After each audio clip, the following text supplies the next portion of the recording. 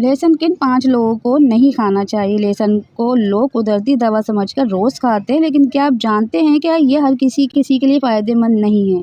कुछ लोगों के लिए नुकसानदायक भी हो सकता है। लहसुन में बहुत सी तिब्बी खसूसियात पाई जाती है, जैसे एंटीबैक्टीरियल, एंटीवायरल और दिल की सेहत के लिए बहुत ज़्यादा फ़ायदेमंद असरात रखते हैं। लेकिन हर चीज़ की तरह इसके भी कुछ साइड इफ़ेक्ट्स हैं। ख़ास तौर पर कुछ मखसूस लोगों के लिए तो बहुत ज़्यादा ही नुकसानदायक हो सकते हैं। हम जानेंगे वो 5 लोग जिन्हें लहसुन का ज़्यादा इस्तेमाल नहीं करना चाहिए। तो चलिए जी जल्दी से वीडियो का आगाज़ कर लेते हैं और बात करते हैं अपने टॉपिक पर। लेकिन अगर अभी तक आपने मेरे चैनल को सब्सक्राइब नहीं किया है तो जल्दी से कर ले, बेल आइकन को प्रेस कर लीजिएगा ताकि मेरी नई आने वाली वीडियो का नोटिफिकेशन सबसे पहले आपको मिले।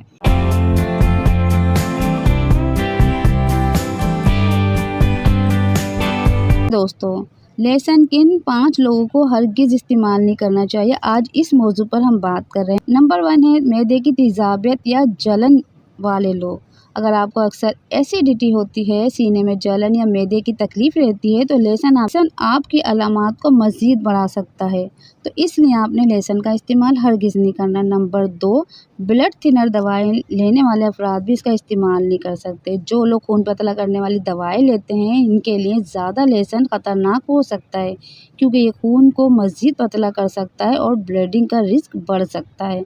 नंबर 3, जो नुकसान हो सकता है उन लोगों को, कम ब्लड प्रेशर वाले अफराद। लहसुन ब्लड प्रेशर को कम करने में मदद करता है, इसलिए जिन लोगों का बीपी पहले ही लो हो, इनको कमज़ोरी और चक्कर भी आ सकते हैं, इसलिए उन लोगों को लहसुन का इस्तेमाल हरगिज़ नहीं करना चाहिए। लहसुन से एलर्जी रखने वाले लोग, जिन लोगों को लहसुन खाने से एलर्जी होती है वो भी इसका इस्तेमाल नहीं कर सकते। कुछ लोगों को लहसुन में जल्दी एलर्जी होती है, ख़ारिश या सांस लेने में मसला हो सकता है, इसलिए ऐसे अफराद को लहसुन से परहेज़ करना चाहिए। नंबर 5 पर है सर्जरी के करीब वक्त वाले मरीज़। अगर किसी का ऑपरेशन होने वाला हो तो लहसुन का ज़्यादा इस्तेमाल ब्लीडिंग के ख़तरे को बढ़ा सकता है, इसलिए डॉक्टर अक्सर पहले से ही मना कर देते हैं कि आपने लहसुन का इस्तेमाल नहीं करना। दोस्तों, लहसुन फ़ायदेमंद ज़रूर है, लेकिन ज़्यादा मिक़दार हर चीज़ को नुकसान में बदल सकती है, इसलिए इसे हमेशा एतदाल के साथ इस्तेमाल करना चाहिए। तो दोस्तों, ये थी आज की वीडियो। आपको कैसी लगी? अगर अच्छी लगी है तो प्लीज़ लाइक कर दें, कमेंट करके हौसला अफ़ज़ाई करें। अगर आप सेहत से मुताल्लिक़ ऐसी मज़ीद मालूमात चाहते हैं तो मेरे चैनल को सब्सक्राइब करना हरगिज़ ना भूलें। तो मिलते हैं नेक्स्ट वीडियो में। अल्लाह हाफ़िज़।